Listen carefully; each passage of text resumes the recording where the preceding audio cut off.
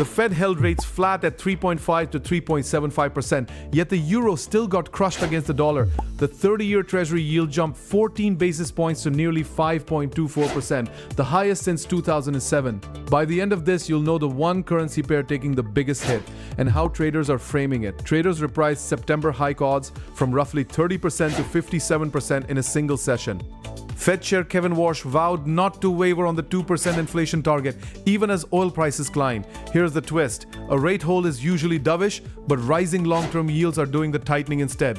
Higher yields on long-dated debt make dollar assets more attractive, even with the policy rate unchanged. For FX traders, yield differentials, not headline decisions, are now driving every major dollar move. The euro is the most exposed major currency, as the ECB stays far more cautious than the Fed. USD JPY is the cleanest trade here, since the Bank of Japan stays anchored near zero. But watch out, Japan has intervened before when yen weakness moved too fast. Sterling drifts lower too, since the Bank of England already signaled a pause of its own. Commodity currencies split. Oil gains from the Iran conflict help the loonie, but the Aussie has no such shield. Dollar bulls and short duration treasury holders benefit most without taking on long bond risk.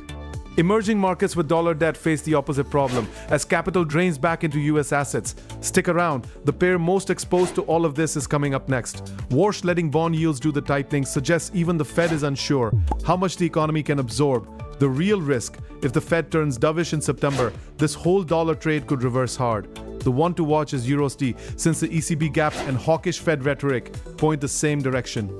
Traders lean short euro against the dollar, but size carefully, since crowded dollar longs can unwind violently on surprise data. Read the full analysis on edge-forex.com. Link is in the description.